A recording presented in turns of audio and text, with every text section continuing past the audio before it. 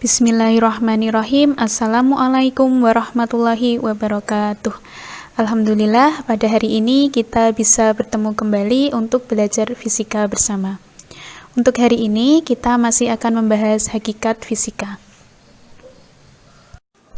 Sebenarnya pada pertemuan sebelumnya sudah kita bahas, namun berdasarkan hasil dari tugas yang kalian kerjakan, maka untuk poin yang pertama, yaitu hakikat ilmu fisika, masih perlu saya sampaikan lagi. Fisika merupakan cabang dari IPA, sehingga hakikat fisika akan sama dengan hakikat IPA. Fisika sendiri merupakan cabang IPA yang mempelajari materi dan energi serta interaksi keduanya.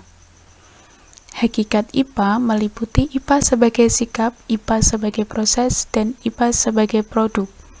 Otomatis, hakikat fisika juga sebagai sikap, proses, dan produk. Sebagai sikap, fisika merupakan sekumpulan sikap yang mendasari atas suatu penemuan. Contoh sikap-sikapnya yaitu pengamatan tajam, objektif, berpikiran terbuka, dan rasa ingin tahu yang tinggi. Sebagai proses, fisika merupakan keterampilan untuk memperoleh suatu penemuan melalui metode ilmiah. Nanti akan saya jelaskan lebih jauh terkait metode ilmiah. Sebagai produk, fisika merupakan sekumpulan pengetahuan yang berupa fakta, konsep, hukum, teori, dan sebagainya. Jadi, jika kita simpulkan, hakikat fisika yaitu sekumpulan pengetahuan tentang materi dan energi serta interaksi keduanya yang diperoleh berdasarkan metode ilmiah dan atas dasar sikap-sikap ilmiah. Metode ilmiah merupakan langkah sistematis yang diperlukan untuk menemukan suatu penemuan baru. Terdiri dari 7 langkah. Yang pertama pengamatan, kedua merumuskan masalah, yang ketiga mengumpulkan informasi, yang keempat membuat hipotesis, yang kelima eksperimen, yang keenam menganalisis data, dan yang terakhir menarik kesimpulan. Untuk selanjutnya akan kita bahas satu persatu. Yang pertama adalah pengamatan.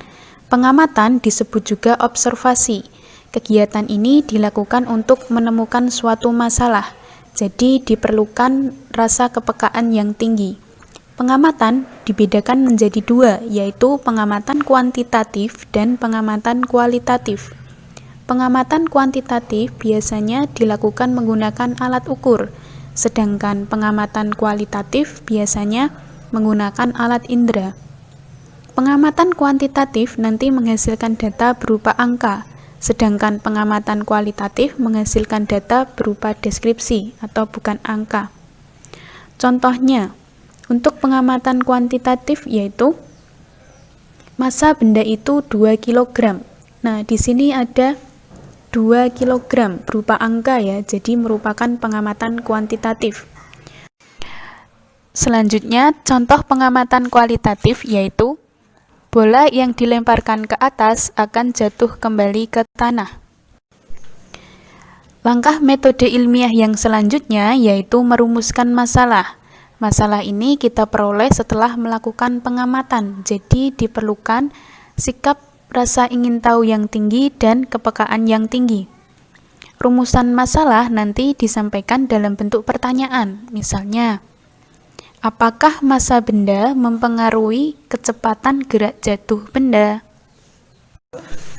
Metode ilmiah yang ketiga yaitu mengumpulkan informasi. Di sini kita mencari referensi atau informasi terkait dengan masalah yang ingin kita selesaikan, bisa dari internet, buku, atau penelitian sebelumnya. Metode ilmiah yang keempat yaitu membuat hipotesis atau menyusun hipotesis. Hipotesis merupakan dugaan atau perkiraan atau jawaban sementara dari masalah yang kita temukan. Jawaban ini kita dasari oleh informasi yang telah kita cari sebelumnya. Contoh hipotesis, misalnya, massa benda berpengaruh terhadap kecepatan gerak jatuh benda. Metode ilmiah yang kelima yaitu eksperimen. Eksperimen disebut juga percobaan. Percobaan ini dilakukan untuk membuktikan hipotesis. Jadi nanti kita perlu merancang percobaan yang disesuaikan dengan hipotesis kita. Di dalam percobaan nanti kita mengenal 3 variabel, yaitu variabel bebas, variabel terikat, dan variabel kontrol. Variabel bebas adalah variabel yang dibuat bervariasi, nanti tergantung pada hipotesis kita. Variabel terikat adalah variabel yang diteliti, jadi nanti dipengaruhi oleh variabel bebas. Variabel kontrol adalah variabel yang kita buat sama dalam percobaan. Sebagai contoh, misalnya ada hipotesis massa tidak berpengaruh pada lamanya waktu jatuh. Nah, di sini variabel bebasnya atau yang kita buat bervariasi dalam percobaan adalah massa benda. Sedangkan variabel terikatnya adalah lamanya waktu jatuh atau waktu, gitu aja sudah cukup. Sedangkan variabel kontrolnya adalah hal yang harus kita buat sama, yaitu jenis bendanya harus kita pastikan sama dan dijatuhkan pada ketinggian yang sama. Untuk desain eksperimennya, ada alat dan bahan, kemudian langkah kerjanya. Tentu saja alatnya adalah kelereng besar dan kecil yang berarti masanya berbeda, kemudian stopwatch untuk mengukur waktu, dan meteran untuk mengukur ketinggian benda nanti. Nah, langkah kerjanya kita perlu menyiapkan alat dan bahan yang diperlukan, kemudian mengambil kelereng yang besar dulu dan memposisikan pada ketinggian 1 meter. Setelah itu kita jatuhkan dan kita catat waktu yang diperlukan untuk sampai di dasar. Kemudian kita mengulangi langkah kedua dan ketiga untuk kelereng yang kecil. Nah, selanjutnya kita bandingkan waktu yang diperlukan oleh kelereng besar dan kelereng kecil. Metode ilmiah yang keenam yaitu menganalisis data. Dari data hasil percobaan kita analisis dan nanti hasilnya kita bandingkan dengan hipotesis. Metode ilmiah yang terakhir yaitu menarik kesimpulan. Dari hasil analisis data yang sudah kita lakukan, kita bandingkan dengan hipotesis. Jika hipotesis sesuai dengan hasil data, maka hipotesis diterima dan perlu dilakukan pengulangan untuk memastikan bahwa data itu benar.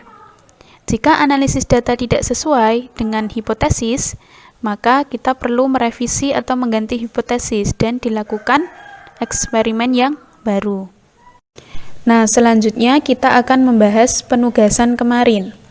Untuk hipotesis kelereng yang lebih berat akan menggelinding ke bawah menuruni suatu bidang miring lebih cepat daripada kelereng yang lebih ringan. Berdasarkan hipotesis ini, maka kita memerlukan kelereng besar dan kelereng kecil.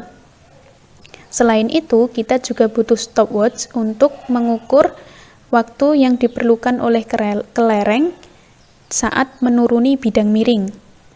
Nah, selain itu juga kita perlu kertas atau karton atau papan sebagai bidangnya.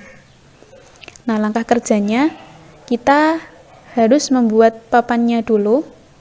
Kemudian setelah jadi kita posisikan kelereng di ujung papan dan menyiapkan stopwatch. Setelah siap, kita lepaskan kelereng dan bersamaan dengan itu kita ukur waktu yang diperlukan kelereng untuk sampai di dasar. Nah, hal tersebut kita lakukan untuk kelereng besar dan kelereng kecil. Untuk variabelnya, variabel bebas atau yang kita buat variasi adalah massa kelerengnya atau berat kelerengnya, yaitu tadi besar dan kecil.